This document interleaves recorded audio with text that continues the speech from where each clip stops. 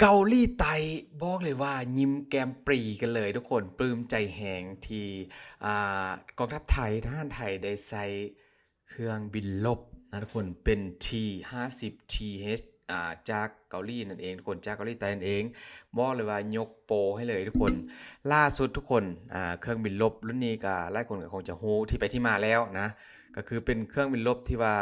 เขาเรียกอะไรนะเป็นรุ่นค่อนข้างที่จะใช้มานานแล้วซึ่งว่าสามารถดัดแปลงมาเป็นเครื่องบินแบบคล้ายๆกับเป็นเครื่องบินโจมตีได้นะทุกคนบอกเลยว่าเกาหลีได้เห็นแล้วทำข่าวทำคลิปกันเยอะมากขอบคุณประเทศไทยที่ว่าเมืองไทยนำเครื่องบินรบสัญชาติเกาหลีใต้นี่มาโชว์ให้ดูนะทุกคนกับผลงานล่าสุดกันเลยทุกคนมาเดี๋ยวเราไปเบิ่งคลิปกันทุกคนไปเบิ่งว่ามันจะโหดขนาดไหนกับเครื่องบินรุ่นนี้ทุกคนไป นี่ทุกคนขึ้นบินโซกให้ทุกคนได้เห็นแล้วนะทุกคนบ่าวพิมพ์เสื้อว่าหลายคนได้เห็นก็คงจะคิดว่านี่คือ F16 หรือว่ากิเพนนะทุกคนแต่ว่ามันไม่ใช่นะคนนี่คือ T 50นะทุกคนของทัพไทยล่าสุดทุกคนนี่เดี๋ยวเราจะมาอ่านกันว่าเขาจะมีความรู้สึกไงทุกคนกับคนเกาหลีนะทุกคนซึ่งเขาบอกว่าทหารไทยเก่งที่สุดปลุกเซก T50 TH อินซีทองจากขู่ฝึกสู้นักล่า จนเกาหลีใต้ต้องชื่นชมทุกคนใครจะเชื่อว่าเครื่องบินรบที่เดิมทุกมองว่าเป็นเพียงเครื่องบินฝึกกลายเป็น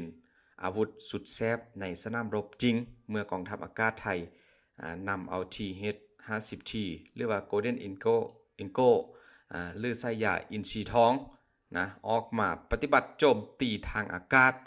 รวมกับรุ่นพี่อย่าง F16 จนสร้างผลงานกระซอยโลกนั่นเองทุกคนนี่คือผลงานล่าสุดนะทุกคนหลายคนได้เห็นกันมาแล้วหรือบ่นะนี่คือผลงานของ T50TH นะทุกคนโอ้โหแบบเขาบอกว่าทิมไข่โยนไข่ลงทีแรกนะทุกคนทึกเป่าเป๊ะเลยนะซึ่งว่ามันสมองของคนไทยนะระบบไลทีอ่าระบบลิงทีนะทุกคนไลทีใช่ไหมถ้าว่าพิมพ์อ่านผิดขอโทษขออภัยหลายคนจุดที่ทำให้ทั่วโลกต้องทึ่งก็คือการที่คนไทยนำเอาเครื่องบินมาติดตั้งระบบลิงที่นะทุกคนซึ่งเปรียบเสมือนการเติมพลังหรือว่าเติมมันสมองให้กับเจ้าอินซีทองทุกคนสามารถแส่ข้อมูลเป้าหมายกับกิเพนและก็ F16 ได้แบบเรียลไทม์วินาทีต่อวินาทีตัวเครื่องเล็กของตัวสูงเรดาร์จับยากแต่มีความแม่นยำในการโจมตีมหาศาลช่วยลดงบประมาณในการบินนะทุกคนมากกว่าเครื่องลำใหญ่ทุกคนอ่านภาษาไทยก็ค่อนข้างกระตุกกระตักขอโทษก็ไปไล่ทุกคนแต่สร้างผลลัพธ์การทำลายลางเป่าไม้ได้อย่างเท่ากันนะทุกคนก็คือเหมือนกับว่าเขาบอกว่านี่ก็เหมือนกับเอา F16 กับอะไรนะ F335ใช่ไหมที่ว่าโหดๆนะคนมารวมกันอยู่ในเครื่องเดียวประมาณนี้ที่พ่อพิมพ์ได้ไปฮู้มาอีกเต็มอย่างนึงทุกคนแล้วก็เกาหลีใต้ถึงกับยกนิ้วแล้วก็การันตีนะทุกคนเพราะว่าบริษัทKorea Express Industries ผู้ผลิตจากเกาหลีใต้ถึงกับยิ้มแก้มปรีเพราะว่าการที่ว่าไทยนำเอาไปใส่ในสมอระบบจริงนะทุกคนเปรียบเสมือนกับการประทับตาผ่านการลบจริงซึ่งเป็นเครื่องหม้การค้าที่คลั่งที่สุดในการค่ายอาวุธในระดับโลกในอนาคตนั่นเองทุกคนนี่แหละคือสิ่งที่ว่าเมืองไทยมีการดัดแปลงนะทุกคนดัดแปลงมาแล้วบอกเลยว่าใช้งานได้จริงจากเครื่องบินคล้ายๆกับเครื่องบินอะไรนะเครื่องบินฝึกหัดใช่ไหมที่ว่าเข้าใจกันง่ายคนแล้วดัดมาเป็นเครื่องบินรบได้นะทุกคนนี่ดูไกลๆทุกคนถือว่าป๊อปพิมพ์ว่ามีความใกล้เคียงกับคิเพนนะทุกคนแล้วก็ F16 รูปลักษณ์คล้ายๆกันรูปร่างภายนอกนะทุกคนแล้วก็รูปทรงด้านข้างแต่ที่เป็นไฮไลท์จุดสังเกตง่ายๆก็เป็นเครื่องบินรุ่นนี้ก็น่าจะเป็นเรื่องของเหมือนกับมังกรอยู่บ้านอยู่ด้านท้ายของห้างทุกคนอยู่ด้านท้ายของห้างที่ว่าเหมือนกับมังกรพ่นไฟนะนี่คือจุดสังเกตง่ายๆว่านี่คือเครื่องบินรบรุ่นอะไรนี่ทุกคนขึ้นบินแล้วโอ้โหแบบโคตรเท่ทุกคนโคตรเท่เลยมองไกลๆนี่ว่าพิมพ์ก็เข้าใจว่าเมนกิเพนหรือ F16 ทุกคนนี่ดูจากด้านท้ายด้านใต้ของท้องทุกคนบรรจุไข่ลูกใหญ่กันเลยนี่บินโซให้ดูทุกคนนี่คือT50 นะ TH ของกองทัพอากาศไทยทุกคนที่ว่า มีการโชว์ผลงานล่าสุดทุกคนแม่นเป๊ะนะจนนักบินรุ่นเก่าอย่างสม TH T50 TH นะทุกคนได้กลับมาโชว์ผลงานให้กับ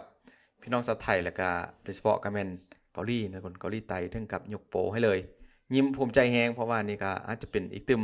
ผลงานหนึ่งหลังจากที่ว่ารอบแรกกับกิฟเพนโชว์ผลงานให้กับอะไรนะสวีเดนได้ยิ้มกันแล้วนะทุกคนกิฟเพนก็ถือว่าเปิดโตครั้งแรกอยู่ที่เมืองไทยเลยที่ว่าได้ไปใส่จริงหลังจากที่เมืองไทยมีการครอบครองมาหลายปีนะทุกคนและล่าสุดก็รอบ2นี่ก็จัดให้เลยนะเขาเรียกว่าเป็นรุ่นที่เท่าไหร่ทุกคนนี่เป็นรุ่นเก่าได้เลยไหมเครื่องบินรุ่นเก่าแต่ว่าโฮดนะทุกคนนี่สัญลักษณ์ทุกคนเหมือนกับมังกรพ่นไฟอยู่ด้านห้างนะทุกคนนี่ก็มีการดัดแปลงมานะเสริมเข้าไปให้มีความทันสมัยสามารถบินคู่ได้กับกิเพนแล้วก็ F16 ได้สบายทุกคนคือพอพิมพ์ได้อ่านฟังเมื่อกี้แหละสามารถแชร์ข้อมูลแบบสมัยใหม่นะทุกคนแบบคล้ายๆมันเป็นข้อมูลที่ว่าทันสมัยสามารถแชร์ได้ผ่านได้จากเครื่องบินรบรุ่นนี้เลยนะทุกคนนั่นก็คือ T50TH นะทุกคนของกองทัพอากาศไทยนี่เท่มากทุกคนว่าพิมพ์ว่ามันเป็นเครื่องบินที่ว่าเท่เต็มรุ่นนึงเลยของกองทัพอากาศไทยทุกคนโอ้โหล่าสุดก็ยอดไข่ทิ้งไข่แบบตรงเป๊ะเลยนะสร้างความภูมิใจให้กับพี่น้องชาวไทยแล้วก็กองทัพไทยนะทุกคนสัญลักษณ์ทุกคนมังกรพ่นไฟโอ้โหพอบินขึ้นท้องฟ้ามันเท่ที่สุดเลยทุกคนนี่แต่ว่ารูปทรงจะออกแบบอวดๆนะทุกคนอวดๆกว่าF16 แล้วก็กิเพนนะทุกคน